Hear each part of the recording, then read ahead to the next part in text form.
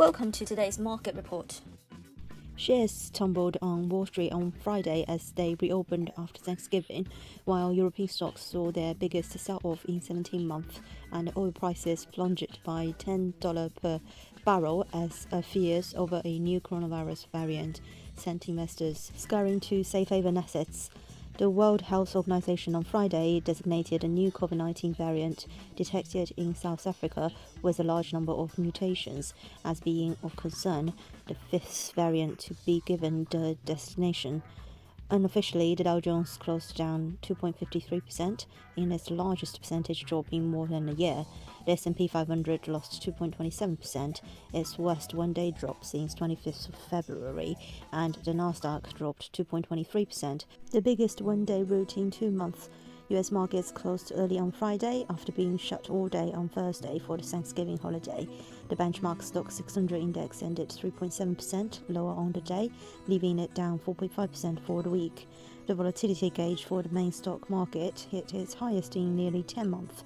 Companies that had benefited from an easing of COVID-related restrictions this year, including AMC Entertainment, plane engine maker Rolls-Royce, EasyJet, United Airlines and Carnival Corp all fell.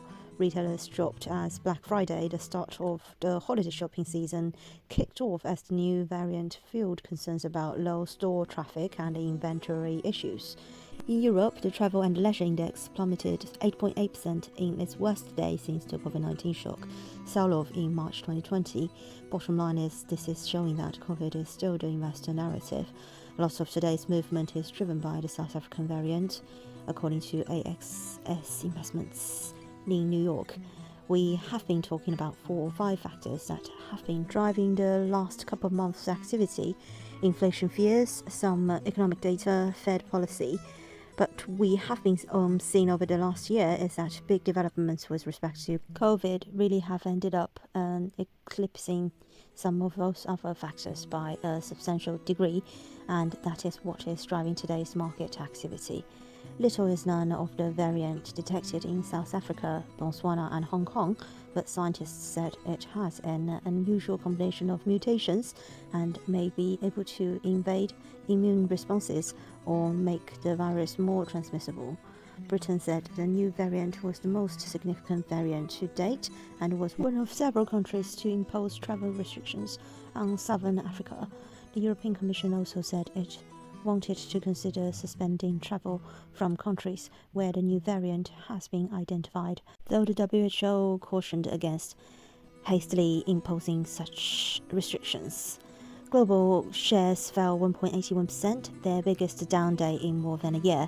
France's CAC 40 shed 4.8%, the FTSE 100 dropped 3.86%, while German's DAX fell 4.2% and Spain's IBEX lost 5%.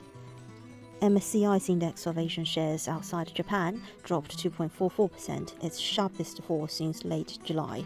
In commodities, oil prices plunged and gold prices reversed earlier gains seen amid the move away from riskier assets.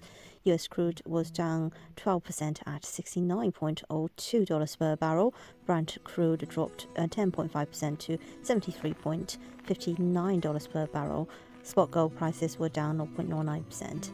As investors stashed for safe haven assets, the Japanese yen strengthened 1.87% versus the greenback, while sterling was last trading at 1.3331, up 0.08% on the day.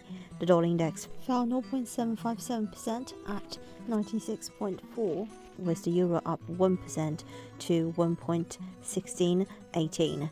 US Treasury debt yields posted their sharpest drop since the pandemic began. Treasury's benchmark 10-year notes last rose to yield 1.48767%.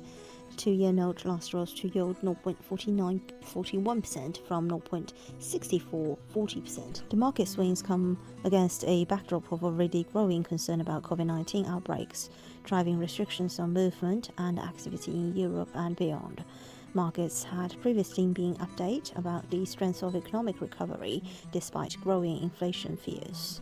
The proximate cause of the sell-off is yesterday's announcement of a new COVID-19 variant in South Africa, which investors fear could weigh on economic growth. This is today's market news. Thanks for listening. We'll see you next time.